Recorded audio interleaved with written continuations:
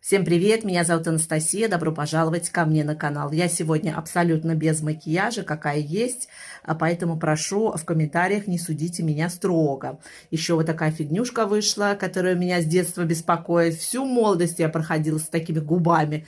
И, кстати, если под рукой нету специального ацикловира мази, то очень хорошо помогает, особенно когда только оно напухает. Это корвалол. Я, в общем, ваточкой сюда прикладываешь, и очень хорошо убирает воспаление. А вчера я, в общем, была на приеме у доктора. У меня вышла вот такая штучка. Сейчас покажу вам поближе. Вот она, кругленькая. Надеюсь, что вам видно. Если вот так показать боком, ее тоже видно. Она вот прям выходит. В общем, пошла к доктору в Турции, прежде чем записаться на вот такие всякие процедуры. Все, что находится на коже. Родинки, кисты и все такое. Я, в общем, хотела записаться к пластическому хирургу, потому что это лицо, и все-таки думаю, чтобы меньше всяких потом порезов осталось. И прежде чем записаться к пластическому, тебя в Турцию отправляют к обычному дерматологу. Он сначала делает осмотр, заключение, и если подлежит к удалению, то потом только ты уже отдельно с этим заключением записываешься к пластическому хирургу. Так было со мной. И, в общем, он мне сказал, что это киста. Вы, говорит, можете ее оставить, вообще не трогать. Но я такие вещи не люблю, потому что она, кстати, девчонки, молодежь, в детстве, лет, наверное, мне было 13-14, в подростковом возрасте, у меня был, в общем, прыщичек какой-то здесь. И я его взяла, выдавила. Потом проходит время, смотрю, он у меня опять заполнился. И я его опять выдавила. И такой прыщик, как со стержнем такой. Выдавливала, и в оконцовке он у меня превратился в маленький шарик. А сейчас мне уже сороковник, и к сороковнику этот шарик начал почему-то у меня уже увеличиваться. Не болит ничего, просто вот он сам себе немножечко увеличился. И думаю, чтобы это не тянуть время, я сказала, останется маленький порез, но со временем, возможно, говорит, он постепенно, практически его не будет видно. Я сказала, уж после 40 ничего страшного, даже если там будет порезик. И, в общем, на следующей неделе он меня записал на операцию, так что в следующем видео я вам расскажу результат. Хочу еще поделиться с вами радостной новостью своей. Наконец осуществилась наша мечта. Так как мы жили на квартире, я не могла себе это позволить, потому что переезжать туда-сюда, это было бы очень тяжело. Я, в общем, купила пианино. Это электрическое пианино. Digital она здесь называется. Называется она Kurzweil. Она стоит 30 тысяч лир, в долларах около 1000. Вот такая вот красота. Здесь всякие кнопочки, звуки меняются. А здесь включатель. Сначала в розетку, конечно. Сейчас она выключенная. И совершенно не слышно. Оно более натуральное, более приближенное к акустическому пианино. В общем, очень классное. Я очень довольна, очень долго копила на эту пианино. Девчонки, в общем, порадуйтесь за меня. В Турции мы ее заказали по интернету. Есть специальный магазин инструментов музыкальных, очень хороший. Мне очень понравился и сервис их, и обслуживание, и гарантию дали нам на 2 года. Фатура называется здесь. Вам должно прийти по электронной почте фатура этого пианино.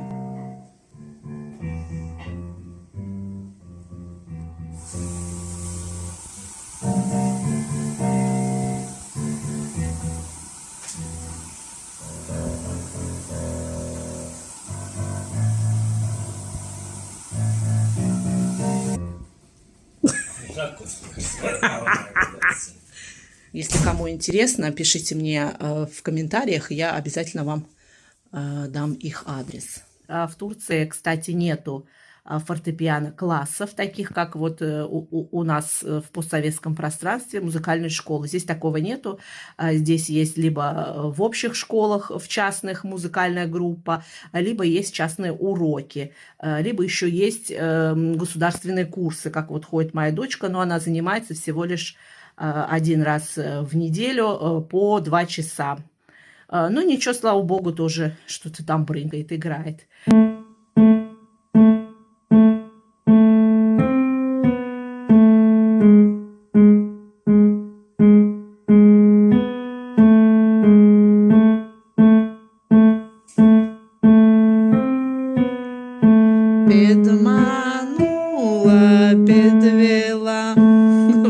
музыки они здесь разучивают. Если вы узнали эту музыку, пишите мне в комментариях. Я, в общем, 8 лет училась в классе фортепиано. И где-то в подростковом возрасте маме почему-то вздумалось продать пианино, и на этом, в общем, мои занятия закончились. И с 20 лет по 40 я пианино не видела в глаза, и я, в общем, думала, что я забыла все, а оказывается нет. Когда я увидела ноты, смотрю, оказывается, играть я еще могу.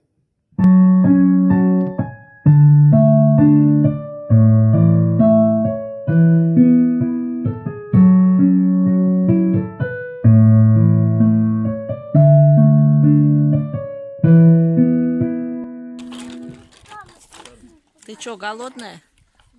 Стоять. Деревенский ребенок. Ты что, сколько хлеба ходишь? Голодная. Этот очень вкусный хлебушек, его делает моя свекровь на заказ. Давай, давай. Деревенский парень дрова рубит на зиму. Да, на печку.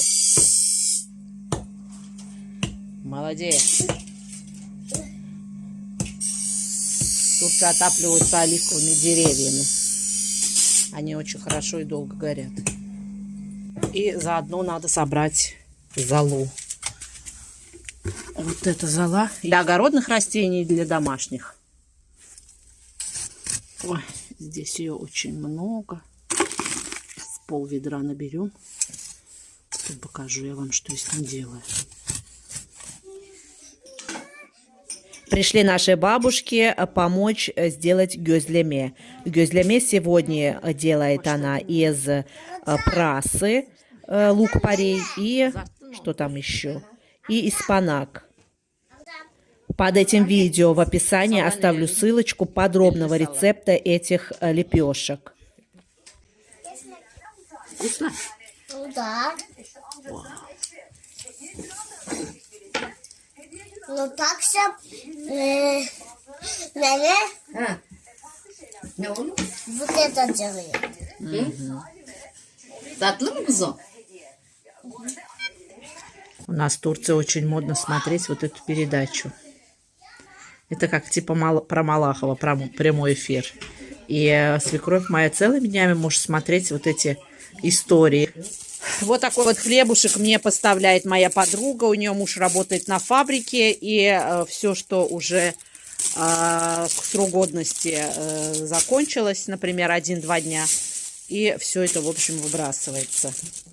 Когда у нас остается 1-2 дня, чтобы оно не плесневело, мы быстренько открываем эти пакетики и складываем вот в этот мешочек. Потом у нас хлеб здесь и сушится. Я его и собачке мочу, и курочкам даю. Я же сказала меня с лицом снять, не только руки.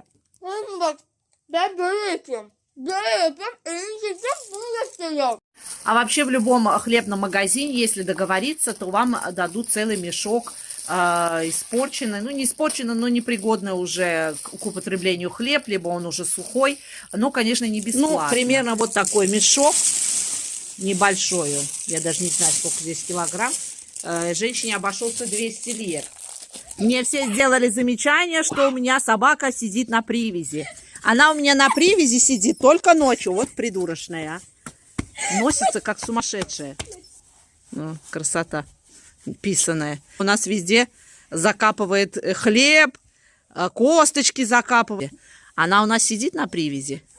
Нет, она только, не ночью мы завязаем ее. А по-русски? Маму завязаем ночью. Завязаем или завязываем? Завязываем ночью собаку. Для чего мы ее завязываем? Потому что здесь она сама бывает, курит, убивает.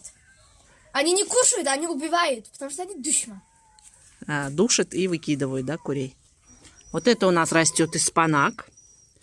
Даже не он сам, а его родственники. Они, листья у них более зеленые и более такие насыщенные. И видите, у меня слизняк или кто это жрет, в общем, жрет эти листья. И чтобы у нас такого не было, я, в общем, беру золу и посыпаю его хорошенько, обильно, прям под корень. И тогда вот это жрание прекращается. Этот способ реально работает. И я так свой брокколь одно время спасла. Прям тоже листья все пожрал, гадина.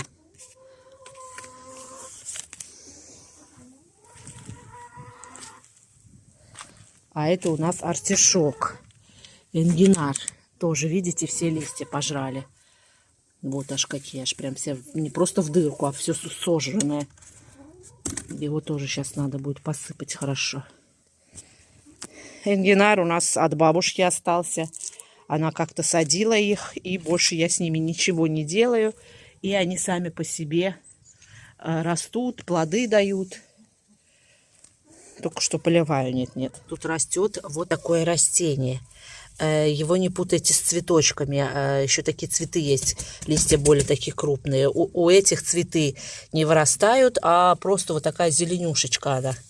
Я попробую найти в интернете, может быть, напишу вам название. Если вы знаете, пишите мне в комментариях. Петушок любит меня доводить, когда я видео снимаю. В общем, я вот эти травки жду, пока немножко подрастет. Потом отвариваю с оливковым маслом. Очень вкусная вещь.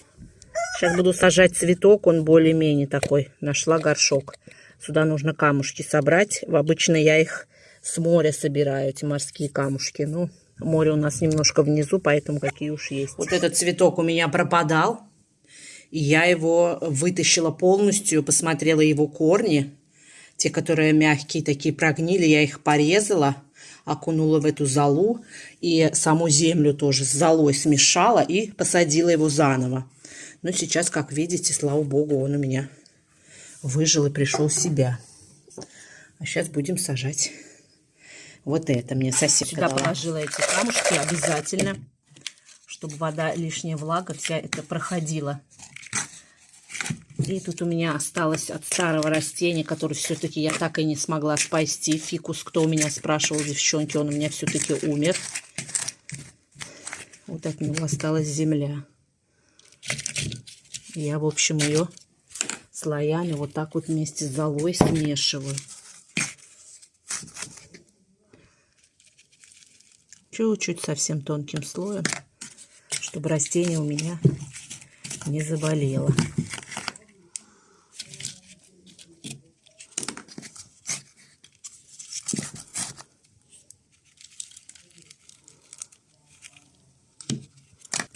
Корешки хорошие, такие у него добротные. Знаете, я очень люблю растения, я люблю в огороде копаться, люблю цветы сажать. Мне все это дело очень нравится. И не хочу хвалиться, но на самом деле, у меня даже мама этот феномен заметила, что когда я сажаю растения, они у меня очень хорошо растут. И когда моя мама до них дотронется, вот, допустим, я как бы куда-нибудь отъехала, уехала, и маме нужно всего лишь просто их полить. И моя мама, когда их поливает, а если, не дай бог, еще она их пересадит, мои растения, то все, это 100% их гибель. Черниговская есть такая профессор, мне очень нравится эта женщина, очень умные вещи говорит. И, в общем, она сказала, что есть такой феномен у детей, называется зеленые ручки. И вот, говорит ребенок, до какое бы растение ни дотронулось, оно всегда у него будет расти. Не хочу хвалиться, но вот, видимо, у меня есть такой феномен. И сверху чуть-чуть совсем тоже присыпала золой. А вообще, когда у меня нет специальной вот такой земли для растений домашних, я беру в огороде землю и смешиваю ее с куриным навозом. Хотя говорят, что он жжет корни растений. Не знаю, у меня все прекрасно растет. Я, правда, 1 к 2 делаю, 2 части земли и 1 навоза куриного. И тоже прекрасно растут они. А здесь у меня собралась дождевая вода. Я ее не выливаю, я тоже поливаю либо огород, либо очень любят домашние растения, очень полезно для них. Если вам было интересно или чем-то полезно это видео, обязательно подпишитесь, поставьте лайк и оставьте комментарий. Ваше мнение для меня очень важно.